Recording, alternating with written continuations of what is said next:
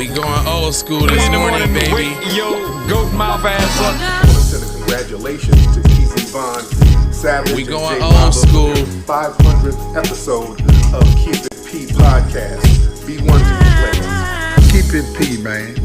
From the P Mountain itself, the Bishop John Magic Wand, chairman of the board of famous players everywhere. You dig? Church.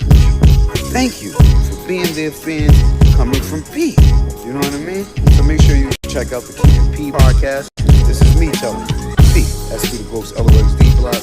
And congratulations once again to TZ Vaughn, Savage, and J Lava. Love is love. Go Soldier Soul. J Lava, television, network, the whole fucking 9 yards. You know what I'm saying? Early in the morning, wait, yo, goat mouth ass up.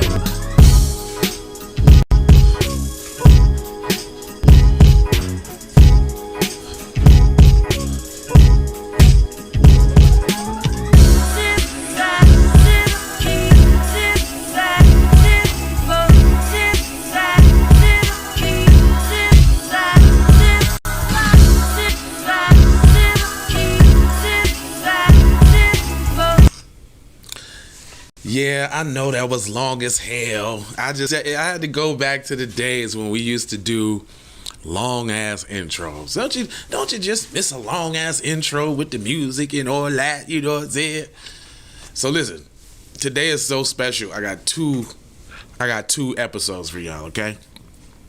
One, we're gonna talk about this deadbeat cop that had racked up stacks and stacks of money, ain't paying his landlord, but probably be the same dude that come and evict somebody out they crib. We're gonna go to this video real quick. Fair use for all of the fiends. Usages of everything fair. And let's hit it. This one, hold on. Let me hold on. My bad. He's held for more than 20. Check it out. That's Detective Sergeant Robert Kennedy arriving for his shift at the Stoneham Police Department. With a taxpayer-funded career, he's held for more than 20 years, but his steady six-figure income apparently isn't enough to pay the rent. So this dude makes over $100,000 a year, but still can't afford his rent. Tell me more, Alex. What was your experience with them as tenants? Terrible. It started getting back bad right from the get-go. The rent was always late. They always had to call them. They always had excuses. It was just constantly chasing. Ron and Betty Gifford rented this home in Woburn to Kennedy and his wife years ago, but the details are still fresh. 2 different times the landlord started eviction proceedings for unpaid rent before they said the police officer would come up with some cash and talk them out of it. It just baffles me how it could go on. Eventually, So if he can't pay his rent from his salary, where's he getting the cash from? Civil forfeiture? Busting down drug dealers, taking their stashes? I don't know, you tell me. the couple reached their financial breaking point, taking Kennedy and his wife to court in 2008 to evict them from the home and winning a judgment of almost $6,000. But 15 years later, the elderly couple told me they're still owed the money. It was very disappointing to believe that a police officer would do something like that. After getting a tip, the NBC 10 investigators found it's far from an isolated incident. Fast forward to 2020, Kennedy and his girlfriend moved into this Stoneham apartment complex and stopped paying the rent. Damn. Once the pandemic's eviction moratorium was lifted, the landlord kicked them out and won a judgment of more than $24,000. Up Damn. next, this apartment complex in Reading. Another eviction and another judgment for unpaid rent. This time, $30,000. Over that 3-year period, payroll records we reviewed show Kennedy made a total of more than $500,000 as a Stoneham police officer. Do you feel like he's working the system? Oh, absolutely. Oh, no, I'm sure he knows exactly what he's doing. He got away with it a couple of times and he said, geez, this is a good thing. I'm just going to continue doing it. We found eviction cases dating back 20 years, as long as Kennedy has been a cop. Wow. The only gap in time he wasn't stiffing a landlord when he bought his parents' Stoneham home and didn't pay the bank instead. Despite a relatively modest mortgage of less than $2,000 per month, Court records show Kennedy fell $18,000 behind and filed for bankruptcy in 2015. In most families, most middle-class families, the most important expense and the expense that gets paid first every month is the housing expense. Bankruptcy attorney Frank Morrissey reviewed the case. He says it shows that even if Kennedy had paid the mortgage, he still should have had several $1,000s of disposable income each month. It's unusual if someone has the money to pay their monthly housing expense and they don't do it. What question does that leave you with? What's the explanation? Where did the income go? We tried to get that answer. By email, Kennedy told us he welcomed the... Are we dealing with a meth monster, allegedly? Come on, man. Y'all ain't saying what it is, man. I don't know nobody who don't pay the rent, who ain't got the money, who ain't doing nothing else with the money. I smell a whole bunch of meth being used around here. There's more. The opportunity to explain. Then missed 2 deadlines to set up an interview. Hey, Detective Sergeant Kennedy. So we caught up to him as he arrived to work. We need to ask you these questions about where you're spending your money. Where's all that money going, Detective Sergeant? Why aren't you paying your rent? An hour later, Kennedy sent us this statement. It's disgraceful that my exemplary 23-year career as a Stoneham police officer is under attack. My personal financial history is no one's business. The financial decisions that I've made have not been ideal. I'm working as hard as I can every day to rectify my situation.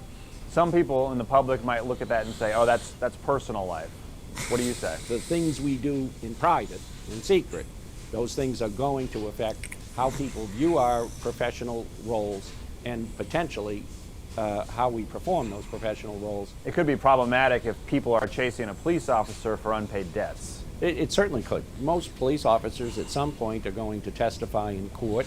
Does that affect their credibility that they have a string of unpaid judgments outstanding? Concerns about credible testimony are already surfacing in Kennedy's own eviction cases. I remind you you're under oath. According to housing court documents, the police officer told a judge he had no prior history of eviction, and also answered that question falsely on his rental application for the Reading apartment complex. This is an embarrassing situation. I never thought in all my years I'd be sitting here talking about this situation. And there's more. We do have a pending RAFT application. That's Kennedy making his case to a judge of why his eviction should be delayed. The reason? He said he and his girlfriend had a pending application for the state program that provides up to $10,000 of rental assistance to help keep people in their homes. Do you assert that you are indigent? Well, we're overwhelmed right now, Your Honor. In one way, do I make money? Yes, I do, sir. In another way, I can't pay everything for everything I have on my plate right now. According to eligibility requirements, a household of 2 can't make more than $56,000 per year to qualify. Kennedy makes triple that amount on his own. I was just about to say, fam, you don't even qualify for the program. And look how they just pussyfooting around this whole little joint, man. Yeah, they talking about his woes or how much he loses, but he's literally lying and committing fraud against the system. That's what this is right now. Like, he's defrauded the system in more ways than one, and he's still able to be a high-ranking police officer? Interesting. Tell me more, because this is getting deep. Something the landlord's attorney pointed out. He makes ample salary. He wouldn't even qualify for RAFT if he was applying to it. Yep. And he owes in excess of $30,000 at this point. Which makes you wonder how exactly Kennedy and his girlfriend received $10,000 in rental assistance, according to court documents, before being evicted from their previous apartment in Stoneham. So they already got $10,000 in rental assistance, huh? Really? That's what we doing? Popo? All right. There's more. One of many questions about money and why the veteran cop isn't spending it to keep a roof over his head. Shame that you would have an officer that does that for the public. Because that boy is on metherinos and hookers. Probably some cocaine. Definitely some weed. That nigga does everything. I don't see how you can make $150,000 a year and can't afford $2,500 rent, my guy. Y'all get in the comment section. Let me know what you think about that. But I got a bonus for y'all today. Today I got a bonus. So the other day, I did a story about the 3 missing dudes up in the 3 missing rappers that nobody was talking about. And so I guess to satisfy the public a little bit, they claim that they found a couple bodies, right? They claim they found a couple bodies. It says, cops search for 3 missing rappers, find multiple bodies. Authorities searching for 3 inspiring rappers who have been missing for 2 weeks have found multiple bodies at a vacant Detroit area apartment building. Authorities searching for the 3 aspiring rappers who have been missing for 2 weeks said, please remember all victims have family and we don't have the luxury of guessing on their identity and retracting if we don't get it right, police said. Once information is confirmed, we will update. Taylor Perrin, a fiance of Armani Kelly, told Detroit police that Kelly's family about the discovery. He said, thank you for your love and your prayers during this extremely difficult time. Kelly, 27, of Escola,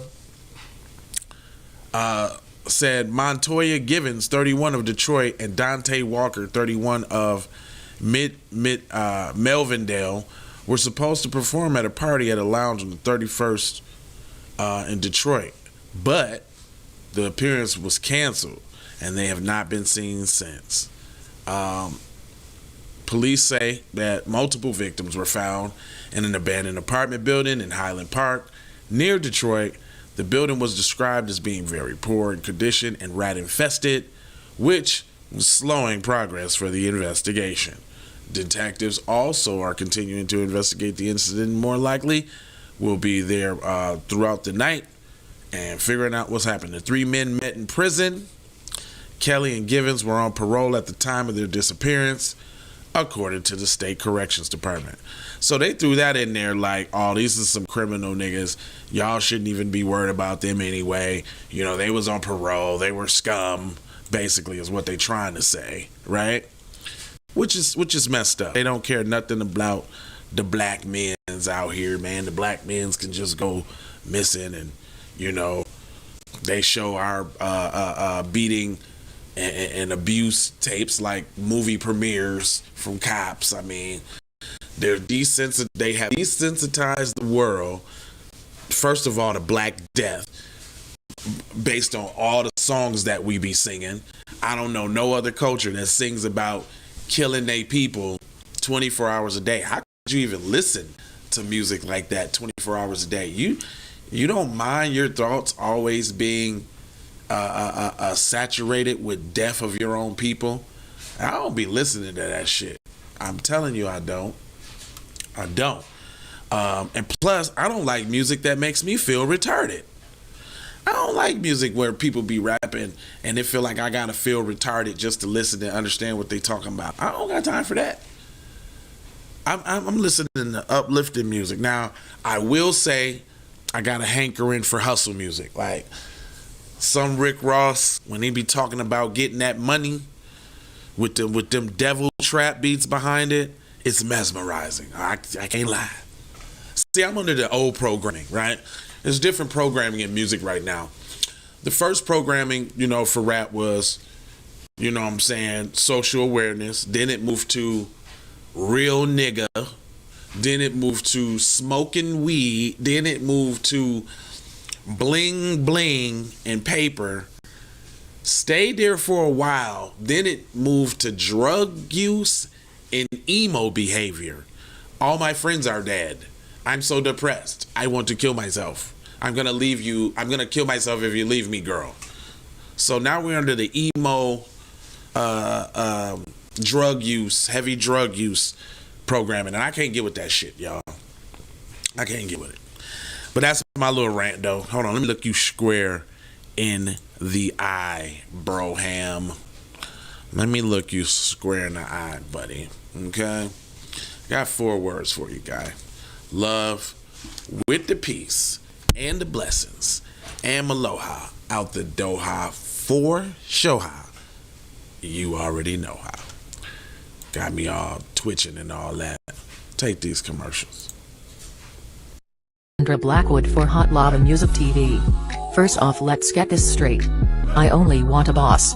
And I like to see a boss and boss shit. Where can you get boss shit, you ask? Well, dig this, player. Boss 3 Antique Clothing got that drip for you and your missus. Now first, go follow at Boss 3 Antique Clothing on IG to see more real boss shit. And second, please log on to boss3antiqueclothing.com. That's boss3antiqueclothing.com. We need to go out here and say exactly what we want. And we got to say it with our chest. And we kind of start pussyfooting around, and we got to stop being scared to say exactly what we want, what we need.